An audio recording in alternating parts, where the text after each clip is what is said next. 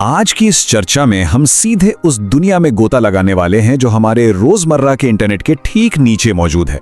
आज हम उन बेहद जटिल तकनीकी प्रक्रियाओं को गहराई से समझेंगे जो हिडन नेटवर्क्स यानी इंटरनेट के छिपे हुए हिस्सों को चलाती हैं, और साथ ही ये भी जानेंगे कि वहां कौन से गंभीर खतरे घात लगाए बैठे हैं। ये सफर वाकई बहुत दिलचस्प होने वाला है। तो शुरुआत एक बहुत ही बुनियादी लेकिन रहस्यमयी सवाल से करते हैं। सोचिए, हम रोज जो इंटरनेट इस्तेमाल करते हैं उसके ठीक नीचे आखिर क्या छिपा है? अक्सर ऐसा लगता है कि गूगल या बिंग जैसे सर्च इंजन पूरे इंटरनेट को कवर कर लेते हैं, लेकिन सच तो ये है कि वो इंटरनेट के सिर्फ एक बहुत ही छोटे से हिस्से तक पहुंच पाते हैं। बाकी का एक विशाल हिस्सा आम नजरों से पूरी तरह गायब है। इसे आसानी से समझने के लिए एक बड़े से आइसबर्ग यानी हिमखंड की कल्पना करते हैं। बर्फ का जो हिस्सा पानी के ऊपर तैरता है वो सरफेस वेब है। इसमें गूगल, यूट्यूब और रोजमर्रा की न्यूज़ वेबसाइट शामिल हैं जिन्हें कोई भी आसानी से खोल सकता है। लेकिन पानी के नीचे एक बहुत बड़ा हिस्सा छिपा होता है जिसे डीप वेब कहते हैं। इसमें email inbox, online banking portal और प्राइवेट डेटाबेसेस होते हैं। ये चीज़ें सर्च इंजन पर नहीं मिलती क्योंकि इन्हें खोलने के लिए एक खास पासवर्ड की जरूरत होती है। लेकिन कहानी यहीं खत्म नहीं होती। अगर हम इस आइसबर्ग के बिल्कुल निचले और सबसे गहरे हिस्से की ओर जाएं, तो वहां आता है डार्क वेब। ये इंटरनेट का एक बेहद छोटा लेकिन अत्यधिक रहस्यमय और प्रतिबंधित हिस्सा है। इसे कुछ इस तरह से डिजाइन किया गया है कि यहां जाने वाले हर व्यक्ति की पहचान पूरी तरह से मिट जाती है।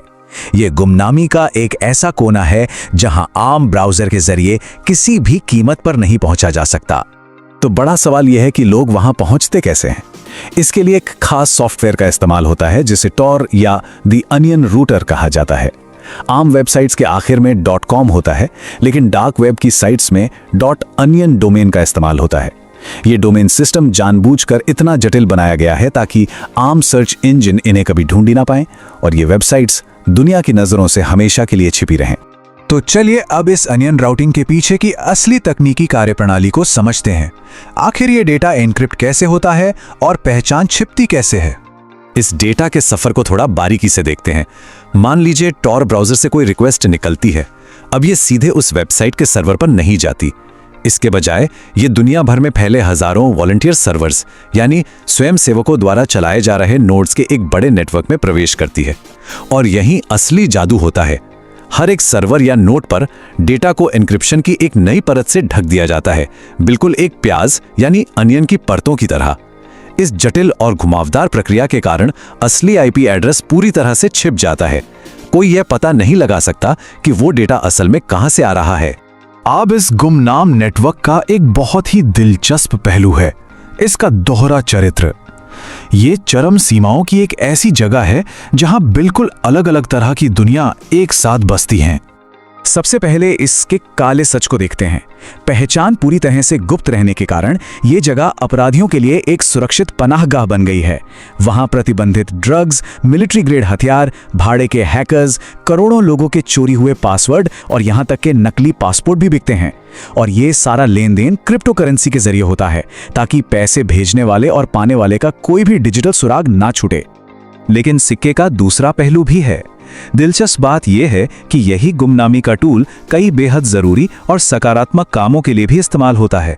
जिन देशों में सरकारें इंटरनेट पर सख्त पाबंदियां लगाती हैं, वहां के पत्रकार और एक्टिविस्ट स्वतंत्र रूप से बात करने के लिए इसका इस्तेमाल करते हैं। इसके अलावा भ्रष्ट प्रणालियों का पर्दाफाश करने वाले विसल ब्लोअर्स अपनी सुरक्षा के लिए इसी का सहारा लेते हैं।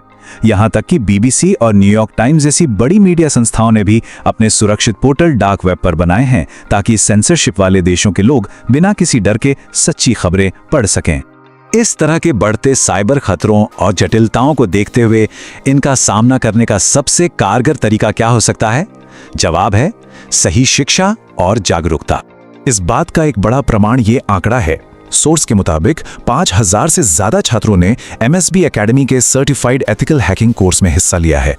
ये इस बात को दर्शाता है कि डिजिटल खतरों से लड़ने के लिए प्रोफेशनल साइबर सिक्योरिटी एजुकेशन की तरफ एक बड़ा कदम बढ़ाया जा रहा है। इन अंधेरी दुनिया के खतरों से बचने के लिए तकनीकी जानकारी होना आज के समय की एक बहुत बड़ी जरूरत है।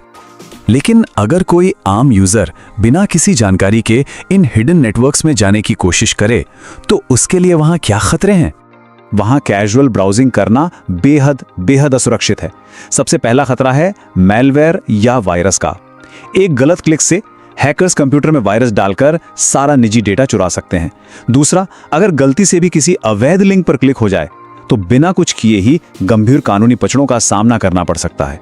और तीसरा, सबसे खतरनाक पहलू, वहां मौजूद अत्यधिक विकृत और हिंसक कंटेंट मानसिक स्वास्थ्य को गहरा और स्थायी नुकसान पहुंचा सकता है। तो अनियन राउटिंग के इस पूरे चक्रव्यूह और इन बेहद गंभीर डिजिटल खतरों को समझने के बाद एक बहुत ही अहम और सीधा सवाल सामने आता है, क्या किसी आम इंसान को कभी डार्क वेब पर जाना चाहिए? इसका सटीक और दो टूक जवाब है बिल्कुल नहीं। सोर्स का स्पष्ट तौर पर यह मानना है कि आम लोगों को इस रहस्यमयी और खतरनाक नेटवर्क से एक सुरक्षित दूरी बनाए रखनी चाहिए। साइबर सिक्योरिटी सीखना आज के डिजिटल युग में बहुत जरूरी है, लेकिन इंटरनेट के उन अंधेरे कोनों से दूर रहना ही सबसे बड़ी समझदारी है।